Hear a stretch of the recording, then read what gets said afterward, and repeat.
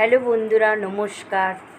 Mango খেতে কার না ভালো লাগে, আর সেই ম্যাঙ্গো যদি আমরা বিভিন্ন স্বাদের তৈরি করি তাহলে তো কথাই নেই।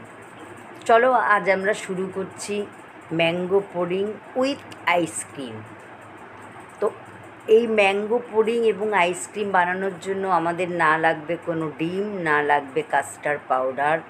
হাতের কাছে সাধারণ জিনিস দিয়েই তৈরি করা যাবে।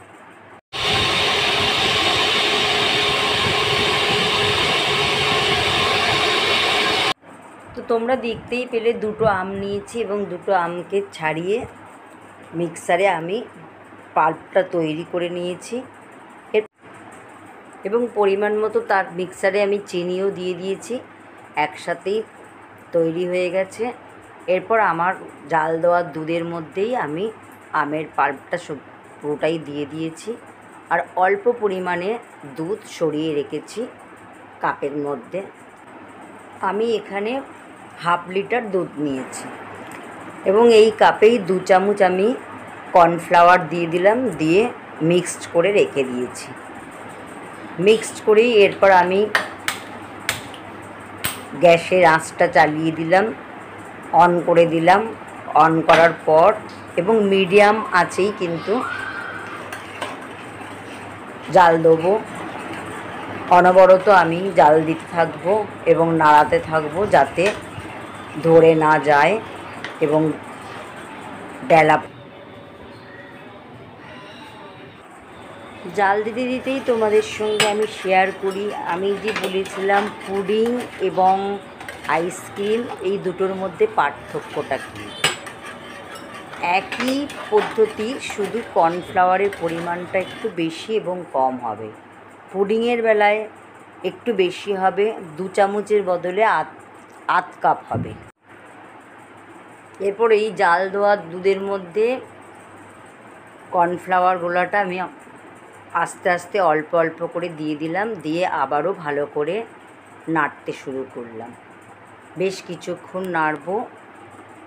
তারপরে আমি আস্তে আস্তে একটু গাঢ় হয়ে আসছে, এরপর আমি গ্যাস থেকে নামিয়ে নেব। আরেকটা ইম্পর্টেন্ট আছে যে কর্নফ্লাওয়ারের তো পরিমাণের মতো একটা ব্যাপার আছে, আর তাছাড়াও যদি আমি আইসক্রিম করতে চাই তাহলে আমাকে ডিপ ফ্রিজে রাখতে হবে, আর পুডিং করলে ডিপ ফ্রিজে না রাখলেও চলবে।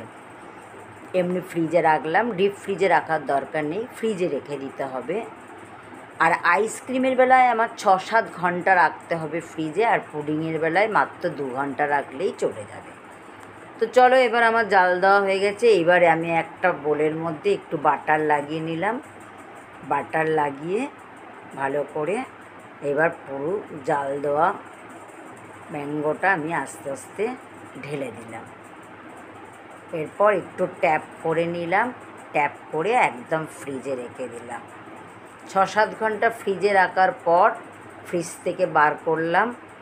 বার করার পর আমি চারপাশটা একটু ছুরি দিয়ে ভালো করে কেটে নিলাম এবং কেটে নিয়ে জাস্ট এক টুকরো আইসক্রিমের মতো বার করলাম এবং তাতে একটু কাঠবাদাম কিশমিশ দিয়ে জাস্ট সাজিয়ে নিলাম। তো দেরি না করে তোমরা ঝটপট তৈরি করে নাও এবং আমাকে অবশ্যই কমেন্ট করবে কেমন লাগলো তোমাদের এই রেসিপিটা। এরপর আমি পুডিংয়ে স্লাইস করে কেটে নিচ্ছি। তো বন্ধুরা, তোমরা কোনটা বানাবে, পুডিং না আইসক্রিম? আমাকে একটু কমেন্ট করে অবশ্যই জানিও। তোমাদের যেটা পছন্দ হবে তোমরা অবশ্যই বানিও।